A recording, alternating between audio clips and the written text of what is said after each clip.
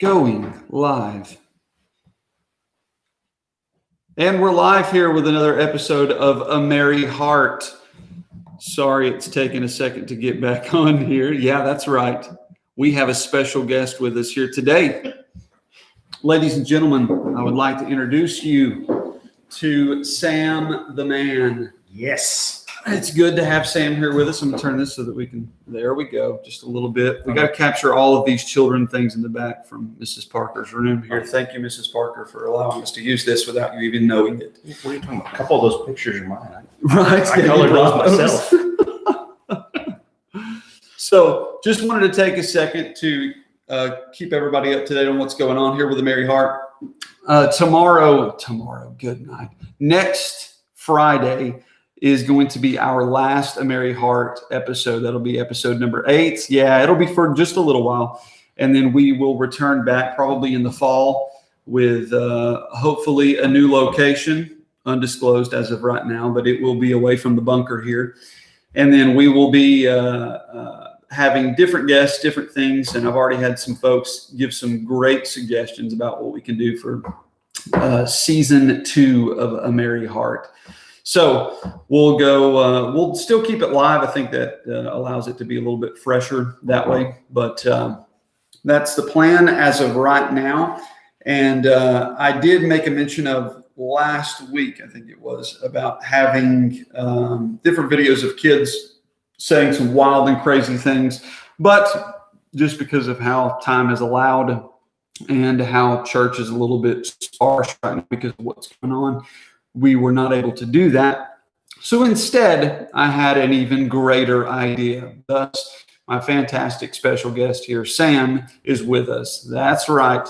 Josh missing this. I'm very disappointed, Josh, because I was looking for having both of you here, and you're just missing out on all this awesomeness that is in here today. It is fantastic. So maybe That's right. Oh, did you hear that? That was another voice. Yeah. Studio audience. That might even get renewed for the second season. That's right. Possibly. I've heard rumors there might be a third. Ooh. I have a voice for the radio, but not a face for TV. That is true. You hear that silky smooth voice there on BBC Jazz? That's going to be the next station we're going to do. So here today, we are going to change it up just a little bit. We like to change it every episode to keep it either fresh or keep it from becoming absolutely mundane.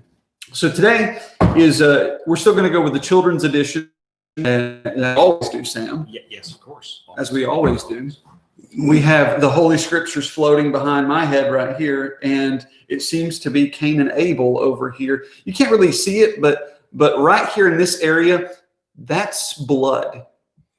And a rock is about right there, I believe it is, where Abel wasn't able. And that has been threatened to be used on me if I didn't behave myself while I'm here, because there's plenty of rocks outside since they're doing the construction outside. That's right. We're building. And if he doesn't behave, there's a good sized hole back there. So maybe that's where Josh is today. It could be. We did cover up the septic back there. Very important. I'm just saying he could be somewhere down there. It smells terrible. We were actually at a house. This is completely unrelated. We were at a house with Nick. I picked up work with him this past week. And there was an issue with the sewage there, and it was tripping a breaker at this little Airbnb where we had went to. And the people thought that the fridge, because it was on the same circuit, they thought it had thawed out and the water had come in from the fridge. Oh, no. But it wasn't. Oh. So our good friend Brandon came out to take a look at it.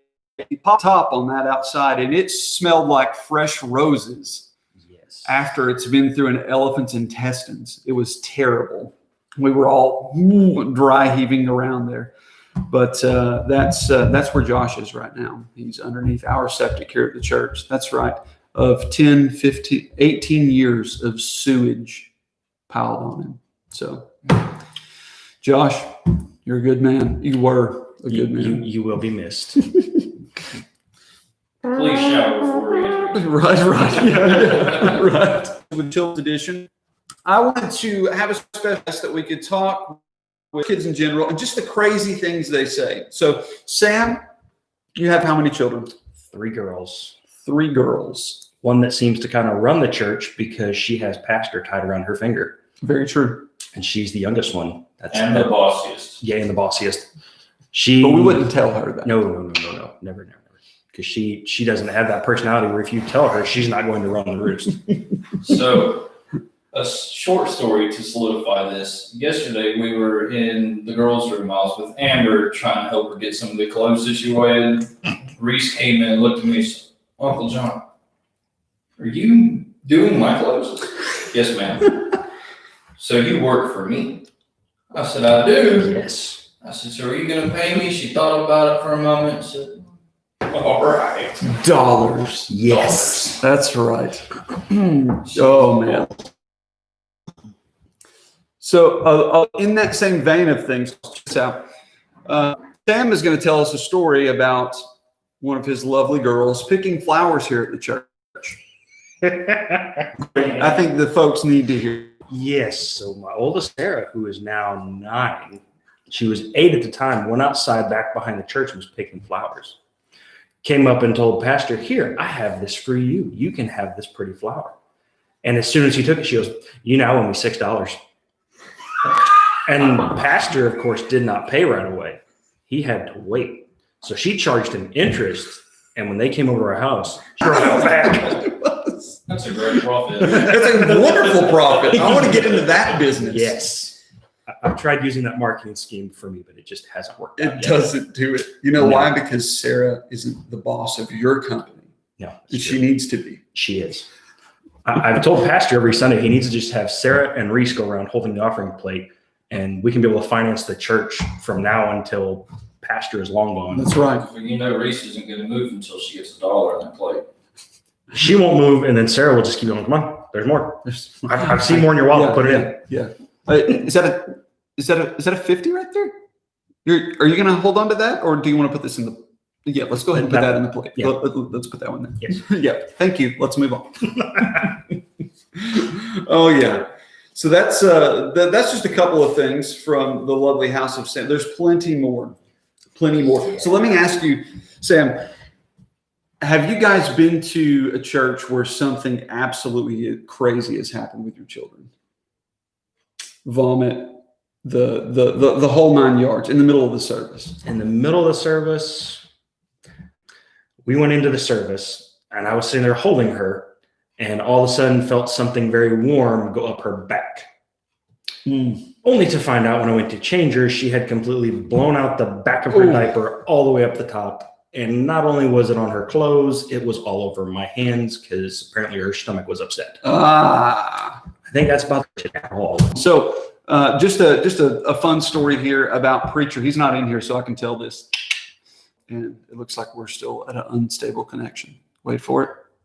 There we go. Preacher, Miss Michelle, and it's been many years ago. And one of the what is the deal here with that? I think whenever it does that, we should just freeze and wait for it to come back and make people think. And there we are. So as Preacher and them go down there, they're sitting in the church in the middle of the service. I think it was either Isaiah or Brady. There was a similar situation. They hear, and he pukes, not just like a little spit up. I'm talking exorcist projectile vomit in this church, like hunched over as a lot of us guys do in church, just, comfortable to sit like this. And as soon as that happened, all of them simultaneously went so that they didn't see it or smell it or anything. What's bad is that Michelle is holding said child with vomit everywhere, and Preacher's like, what do you want me to do? Yeah. There's puke on the floor. So there's that's something for those of you that don't have children, you're going to get to experience.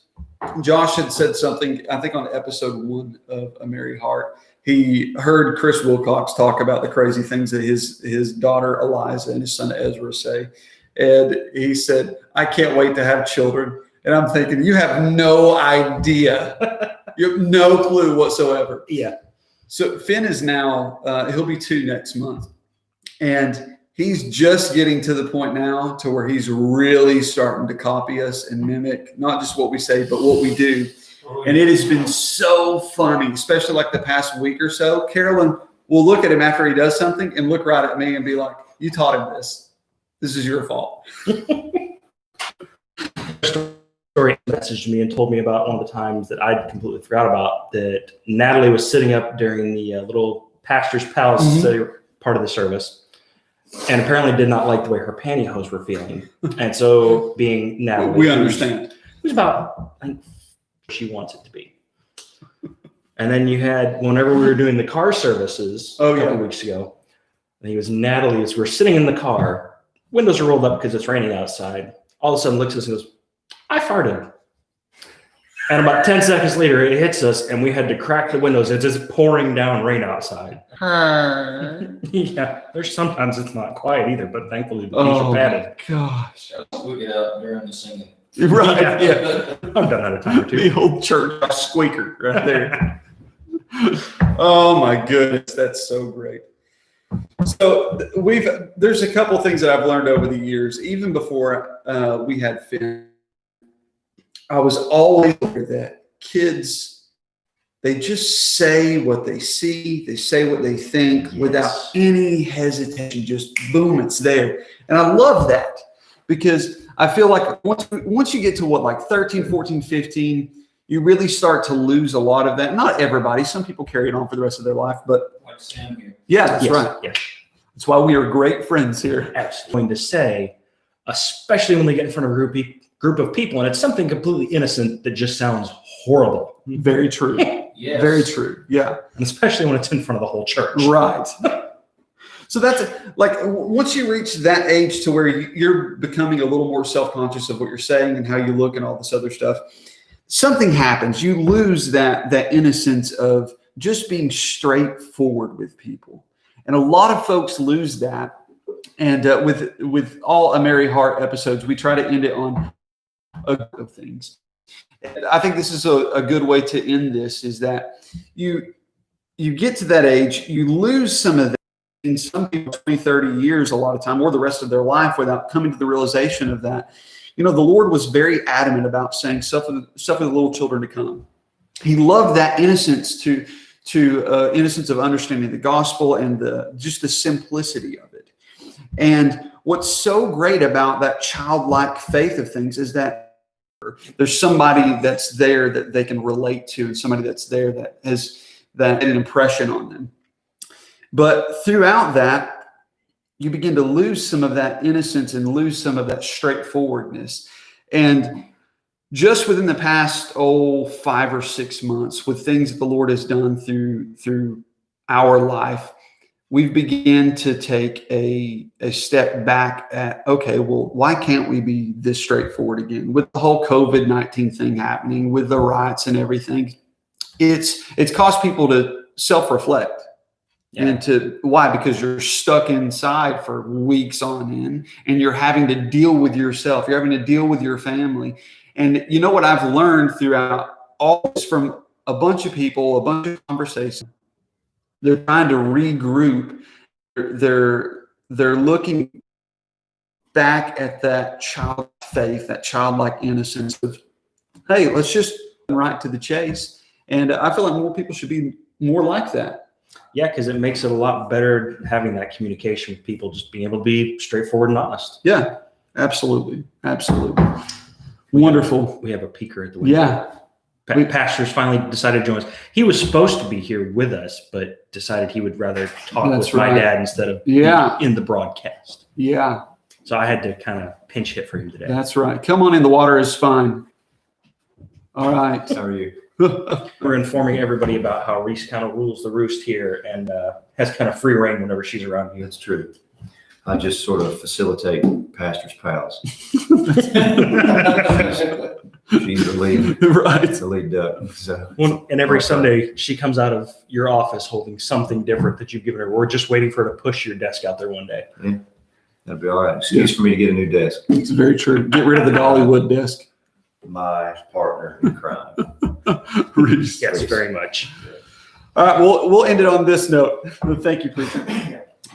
Sam served in the military, so thank you so much to all of you gentlemen. We appreciate that. I tell you what, it gives us freedom to be able to do this. There's people in other countries right now that are meeting in churches, in basements, out in woods, different places, trying to get fellowship. Why? Because they don't have the freedom that we have here in the United States. And I'm very thankful for that. And I'm very thankful for your service and what you guys have done, because if it wasn't for that, we couldn't sit here in the freedom of not just this place, this church, but have open air services in the cars like what we've been doing, have street ministry where we can go out and preach on the street and things like that. And I'm very thankful for it. So thank you, gentlemen. We are very thankful for the support, because not everybody is so freely supporting in the military. Yeah. And so it means a lot when there's people that actually say they're thankful for what we do. Amen. Amen. All right. Thank you, everybody. This one went on a little bit longer, but it's fine. We love it. And it's been fresh. It's been real. May you all have a blessed day from the sewer out back. Shower first. Yes, please. All right. See everybody later. Goodbye.